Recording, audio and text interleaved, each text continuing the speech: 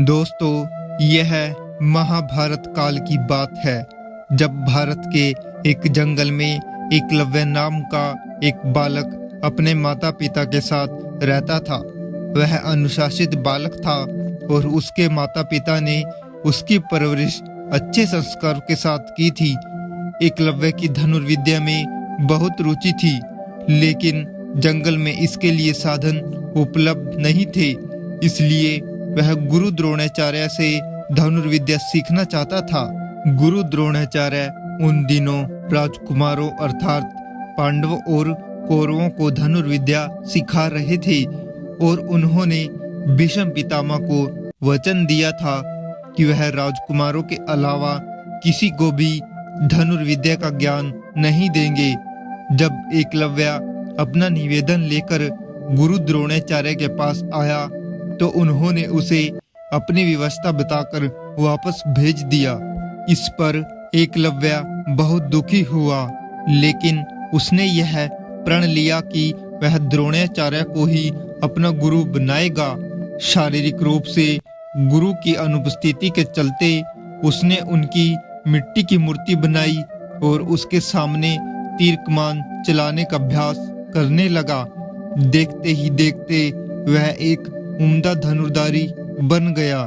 एक दिन की बात है जब गुरु द्रोणाचार्य अपने शिष्यों के साथ धनुर्विद्या का अभ्यास करने जंगल की ओर आए। उनके साथ एक कुत्ता भी था। उस समय एकलव्य भी जंगल में धनुर्विद्या का अभ्यास कर रहा था। ऐसे में जब कुत्ते को जंगल के एक ओर से आवाज आई तो वह उस ओर जाकर भौंकने लगा, जिसके कारण एकलव्य की एकाग्रता भंग होने लगी। इस वजह से कुत्ते को चुप करवाने के लिए एकलव्य ने उसके मुंह में कुछ इस तरह बाण चलाए कि उसका भौंकना भी बंद हो गया और उसे कोई चोट भी नहीं आई। कुत्ता वापस द्रोणाचार्य के पास भाग गया। जब उन्होंने कुत्ते को देखा तो उन्हें अपनी आंखों पर विश्वास नहीं हुआ और उन्होंने सोचा कि इतना अच्छा धनुर्धारी कौन है जिसे धनुष बाण की ऐसी विद्या आती है। जब उन्होंने जाकर देखा तो उनके सामने हाथ में धनुष लिए एकलव्य खड़ा था।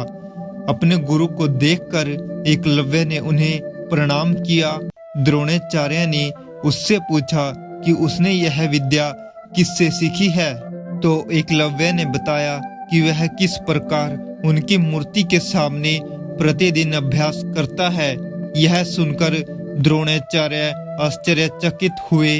दरअसल गुरु द्रोणाचार्य ने अर्जुन को वचन दिया था कि उससे बेहतर धनुर्धारी कोई नहीं होगा, लेकिन एकलव्य की विद्या उनके इस वचन में बाधा बन रही थी। ऐसे में उन्हें एक युक्ति सूझी।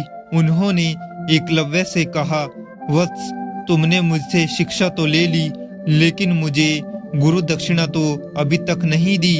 एकलव्य ने कहा, आदेश करे गुरुवर, आपको गुरु दक्षिणा में क्या चाहिए?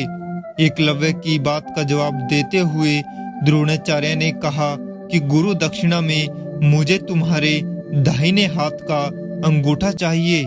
यह सुनकर एकलव्य ने तुरंत अपनी कृपाण निकाली और अपना अंगूठा काटकर गुरु द्रोणाचार्य के चरणों में रख दिया। इस घटना की वजह से एकलव्य का नाम एक आदर्श शिष्य के रूप में आज भी याद किया जाता है। तो दोस्तों, इस कहानी से हमें सीख मिलती है कि अगर हम अपने लक्ष्य के प्रति पूरी तरह समर्पित हैं तो उसे हासिल करने के लिए बीच में आने वाली कोई भी बाधा अहमियत नहीं रखती। तो दोस्तों, आगे भी ऐसी कहानियों के लिए चैनल को सब्सक्राइब और वीडियो को शेयर एंड लाइक कर दीजिए।